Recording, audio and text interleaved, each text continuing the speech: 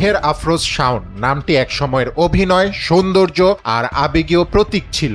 এখন তিনি যেন একেবারে ভিন্ন এক চরিত্র। ক্যামেরার সামনে নয়, ফেসবুকের টাইমলাইনে, সংলাপ নয়, স্ট্যাটাসে। সাম্প্রতিক সময়ে কট্টর সমালোচক হিসেবেই বেশি পরিচিত এই অভিনেত্রী। রাজনীতি, সংস্কৃতি, ক্ষমতা সবকিছুই এখন তার কলমের নিশানা, আর সেই ভাষা ধারালো, রসালো, ইঙ্গিতপূর্ণ।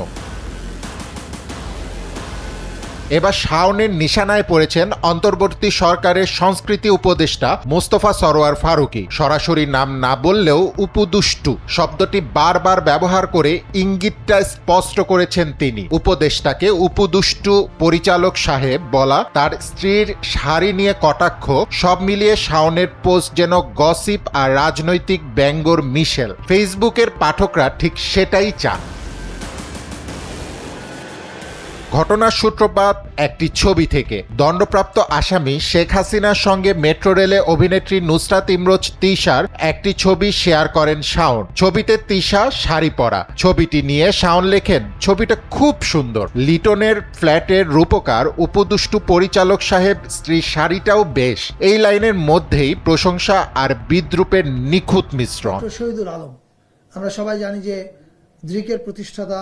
এখানেই থেমে যাননি তিনি। পোস্টে আরো যোগ করেন, এই ছবি বড় করে বাঁধিয়ে উপদুষ্টু মহোদয়ের তত্ত্বাবধানে বানানো জুলাই স্মৃতি জাদুঘরে রাখার জোর দাবি তার। ব্যঙ্গটা এখানেই চূড়ান্ত, কারণ সম্প্রতি ফারুকীর তত্ত্বাবধানে সাবেক গণভবনকে জুলাই স্মৃতি জাদুঘর রূপান্তর করা হয়েছে, যা জুলাই আন্দোলনের স্মারক হিসেবে উপস্থাপিত।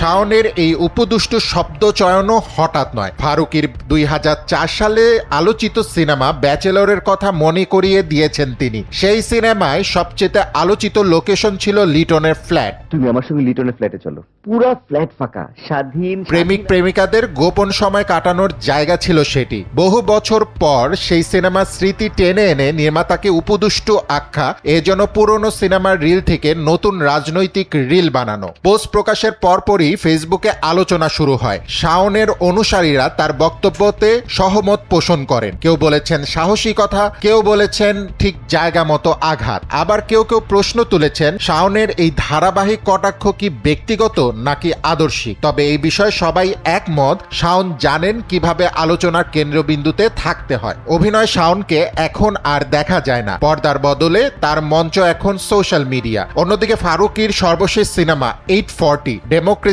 প্রাইভেট লিমিটেডও ক্ষমতা আর রাজনীতির গল্প বলে। বাস্তব আর সিনেমা যেন অদ্ভুতভাবে মুখোমুখি, আর সেই মুখোমুখি সংঘর্ষে বিনোদন জগতের গসিপ এখন রাজনীতির রঙে আরো বেশি।